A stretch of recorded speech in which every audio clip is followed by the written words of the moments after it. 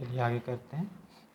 तो हमने कहा कि वो जज डेटेड होना चाहिए, जो जजमेंट होगा वो डेटेड होगा और वो साइंड होगा। ठीक है, अभी हम जजमेंट की बात कर रहे हैं। इस ऑर्डर का नाम जजमेंट एंड डिग्री है, लेकिन अभी हम हमारा पूरा जजमेंट का ही चल रहा है। ठीक है, कि जजमेंट में क्या क्या होगा। इसके बाद इश्यूज़ फ्रेम होते हैं। हमें पता है इश्यूज़ फ्रेम किए जाते हैं हर एक सूट में, कि क्या क्या इशू हैं, क्या क्या मैटर है। ठीक है, तो कोर्ट को अगर सेपरेट इश्यूज़ फ्रेम किए गए तो हर एक इशू पे अपना डिसीजन देना होगा। हर एक इशू पे क्या फाइंडिंग है वो बतानी होगी। Unless the finding on any one or more of issue sufficient for decision. अगर एक इशू काफ़ी है पूरा केस डिसाइड करने के लिए तो सिर्फ उसे डिफाइन कर दो। लेकिन अगर सेपरेट इश्यूज़ ज़रूरी हैं तो हर एक इशू पे अपनी फाइंडिंग्स उस जजमेंट में डिफाइन करनी ज़रूरी है। ठीक है, सेपरेट इश्यूज़। अब आप इसे रिलेट कीजिए, अगर आपको पुराने सेमेस्टर का कुछ याद हो, अगर नहीं हो तो भी उसमें मतलब सिंपल बात यह है, ये आपको थोड़ा सा रिमाइंड हो जाएगा कि सूट में इश्यूज़ तो बनते ही हैं। इश्यूज़ बनाते हैं, डिफरेंट इश्यूज़ बनते हैं।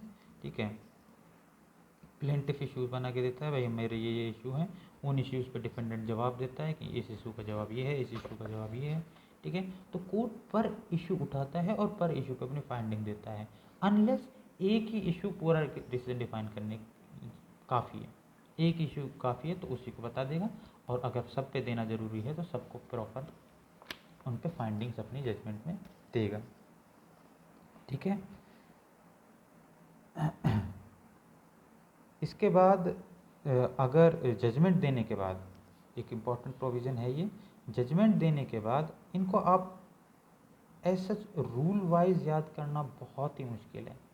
ठीक है, एक टाइम पे हालांकि आपको इनको रटना भी पड़ेगा इसी प्रॉपर वे में।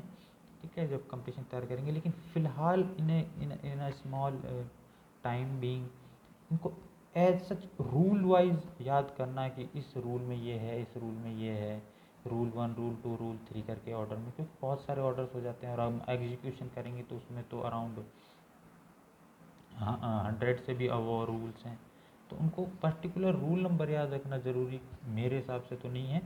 मतलब कुछ एक रूल्स का आपको पता होना ज़रूरी है, पर ये पता होना चाहिए कि ऑर्डर में क्या क्या चीज़ें आ रही हैं।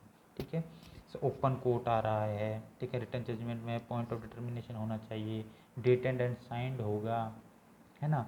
और हर एक एवरी पॉइंट ऑफ इशू को डिटरमाइन करना ज़रूरी है। ठीक है, इसके बाद क्या है, इसके बाद हम कहते हैं कि अगर डिसीजन देने के बाद जज दोनों पार्टीज़ को इन्फॉर्म करेगा कि अगर आपको अपील करनी है, if you want to appeal, तो कोर्ट बताएगा to which the court to which an appeal lies, कि मेरे इस डिसीजन की अपील कौन से कोर्ट में जाएगी। And also the period of limitation, और कितने टाइम पीरियड में आप अपील फाइल कर सकते हैं। ये दो बातें, कि अपीलिंग कोर्ट बताएगा कि भाई मैं जो डिसीजन देता हूँ उसकी अपील कौन सी कोर्ट्स में जाती हैं, आप वहाँ जाके अपील कर सकते हो। और साथ में ये भी बताएगा टाइम ऑफ लिमिटेशन।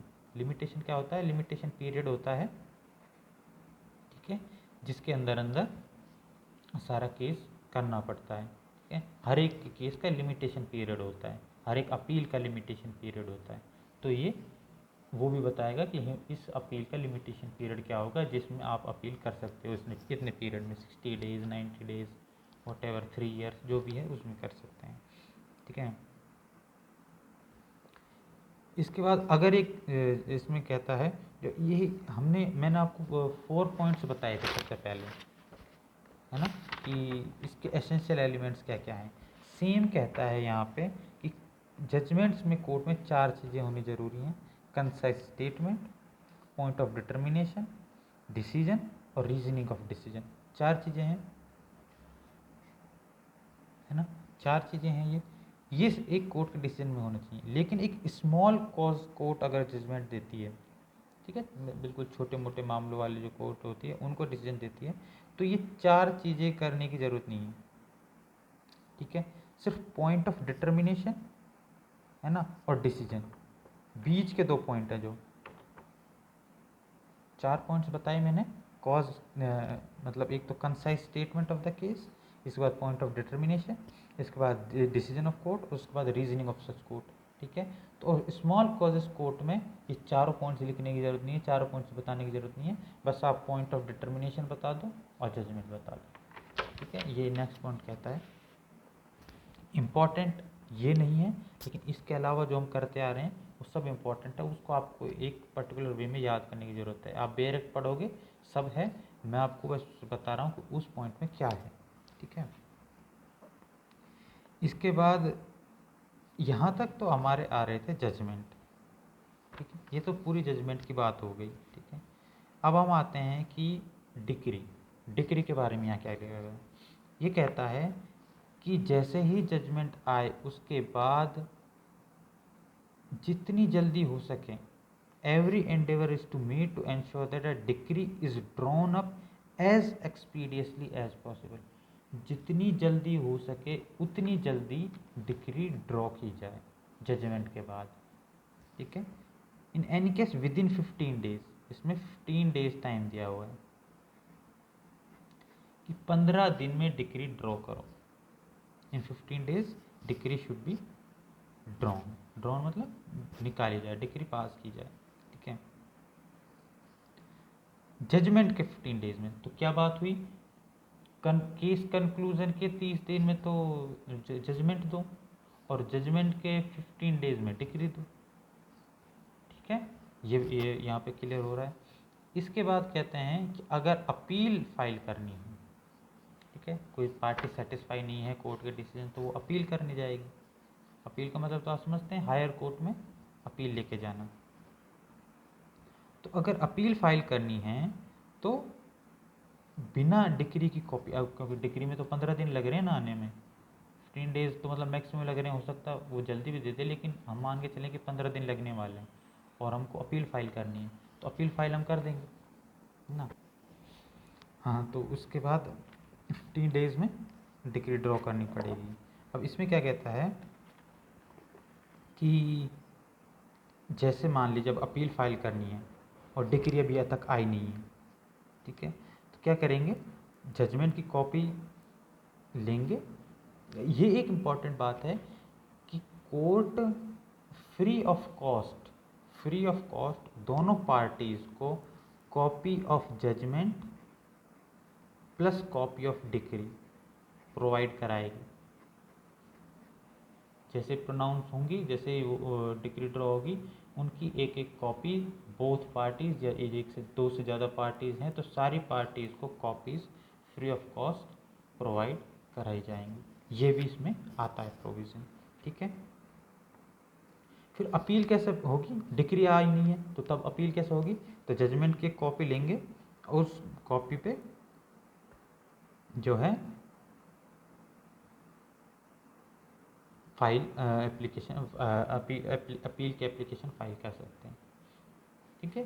डिक्री नहीं आई है तो जजमेंट को ही डिक्री मान लिया जाएगा और फिर जजमेंट के उस पे बेसिस पे अपील फाइल हो जाएगी, है ना। इसके बाद जो डिक्री होगी, ठीक है, ये आप समझ गए होंगे कि भाई डिक्री 15 दिन में होगी और अगर हमको उससे पहले अपील फाइल करनी हो डिक्री के आने से पहले तो जजमेंट की कॉपी पे भी अपील फाइल हो सकती है। वैसे डिक्री को दिखा के अपील फाइल होती है, ठीक है, तो क्योंकि डिक्री जब ड्रॉ हो जाएगी तो डिक्री भी अपील उसमें अपीलेट कोर्ट में ले जानी पड़ेगी। जहाँ पे अपील फाइल करिए वहाँ पर अपील लगाई है इस केस की तो वहाँ ले जानी पड़ेगी, देखो आप डिक्री आ गई है। लेकिन अगर डिक्री नहीं आई है तब तक जजमेंट को डिक्री माना जाएगा और जजमेंट की कॉपी से भी अपील फाइल कर सकते हैं। ये सिंपल है, इसमें कोई दिक्कत नहीं है। जो डिक्री होगी, भाई हमने अपील पे पढ़ा, ओ जजमेंट पे पढ़ा, जजमेंट क्या था, साइन और डेटेड था। इस पे भी डेट ऑफ जजमेंट होगा, डिग्री पे क्या होगा, डेट ऑफ जजमेंट। इस पे कोई विदड्रॉ डिग्री के वो नहीं है, इस पे भी जजमेंट की डेट है, जजमेंट पे भी जजमेंट की डेट है, ठीक है, और इस पे भी साइन होगा जज का।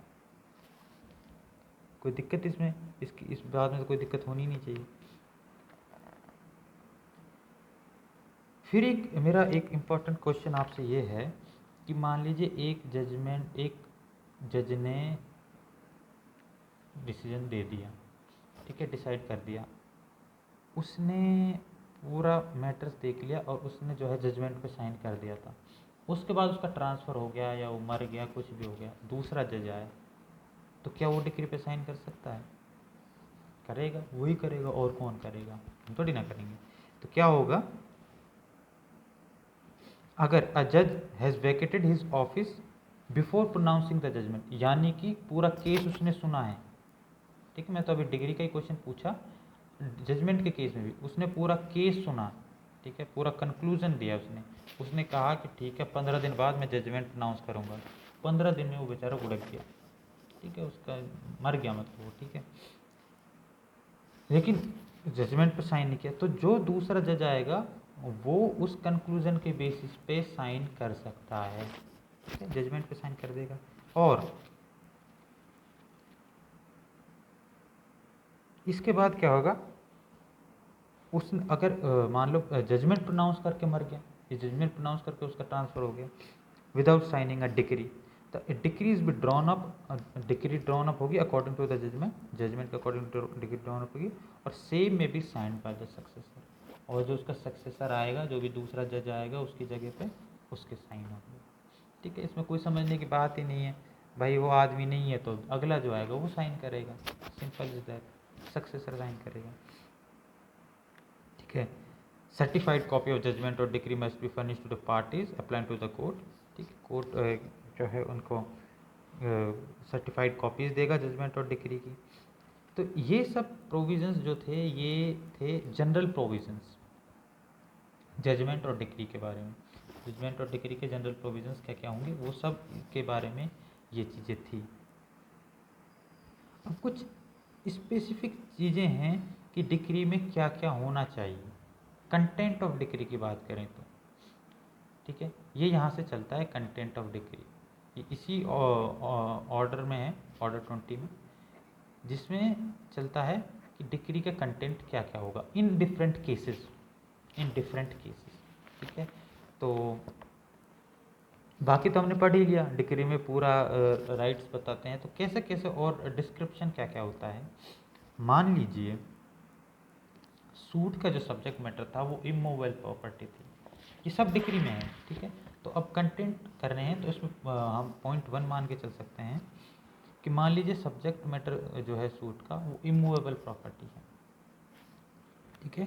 तो डिक्री में उस प्रॉपर्टी का डिस्क्रिप्शन होगा, पूरा डिस्क्रिप्शन होगा कि वो कहाँ पे तो मौजूद है, विद्याधर नगर, ठीक है, शास्त्री नगर, जो भी आज़ाद नगर, जो भी नगर है, क्या उसका साइज़ था, जो भी साइज़ होता है, उसके साइड में से कौन सा रोड निकलता है, उसके दोनों साइड में कौन से रोड निकलते हैं, लोकेलिटी क्या है, ठीक है। तो फुल डिस्क्रिप्शन ऑफ प्रॉपर्टी होगा डिक्री में, डिक्री में उसका, हम डिक्री की बात कर रहे हैं, ठीक है।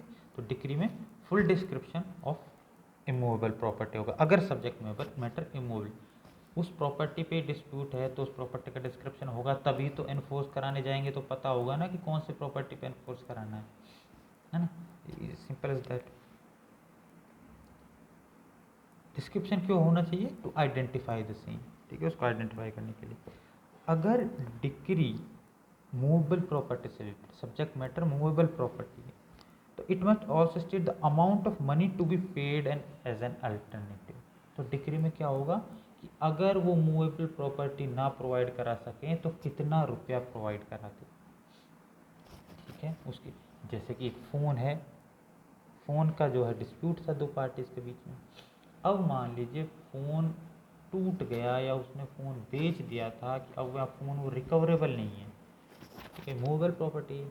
तो अगर वो इस कंडीशन में है कि अब वो रिस्टोर नहीं कर सकता दूसरी पार्टी को, जो जीती है उस पार्टी को वो पहली वाली पार्टी रिस्टोर नहीं कर सकती, तो उसके बदले में क्या देगी, तो उसी चीज़ के लिए बता, it must also state the amount of money to be paid as an alternative, phone नहीं दे सकता तो इसके अल्टरनेटिव में कितना पैसा वो देगा, ये भी डिक्री में होगा, ठीक है। ये है मूवेबल प्रॉपर्टी के लिए, ठीक है, दो दो हो गए। अगर डिक्री पेमेंट ऑफ मनी की है, पेमेंट ऑफ मनी की डिक्री है, मैं पढ़ा रहा हूँ, मुझे मान लीजिए इन्होंने तनख्वाह नहीं दी, बहुत दुख तो होगा ही होगा, और अगर तनख्वाह मुझे नहीं दी मान लीजिए, ठीक है, मुझे मेरी सैलरी नहीं मिली, पेमेंट ऑफ मनी का मैंने सूट कर दी, ठीक है, मैं जीत गया, ये जीतना है ही, है ना, आपकी दुआएं हैं मेरे साथ। तो पेमेंट ऑफ मनी का ये इसमें क्या ज़रूरी है, इसमें कोर्ट में for sufficient reason order that payment of the decree's amount should be postpone और मेड बाय इंस्टॉलमेंट विद और without interest notwithstanding anything in the contract between the parties.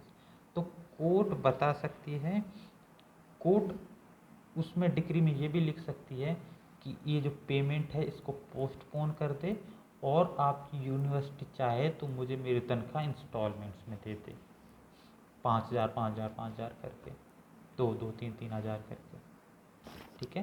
Payment of decree of payment of money में, ठीक है, पहला हमने पढ़ा है immovable property की में क्या होगा, मूवेबल प्रॉपर्टी की में क्या हो सकता है, अगर पेमेंट ऑफ डिक्री है तो उसमें कह सकता है भाई दूसरी पार्टी कमज़ोर हो, आपकी यूनिवर्सिटी खैर पैसे वाली है, कोई कमज़ोर पार्टी हो, वो इतना सारे एक साथ ना दे सकती हो, मैटर 2-3 लाख रुपए का हो, मेरी तनख्वाह का ना हो, तो कहाँ से ला के दे, तो कोर्ट इसमें लिख देगी कि भाई इसको पोस्टपोन कर दो, इसको एक बार में देने की जगह कह दो कि इंस्टॉलमेंट्स में दे सकते हैं, ठीक है। ये डिक्री में इंसर्ट किया जा सकता है, ठीक है।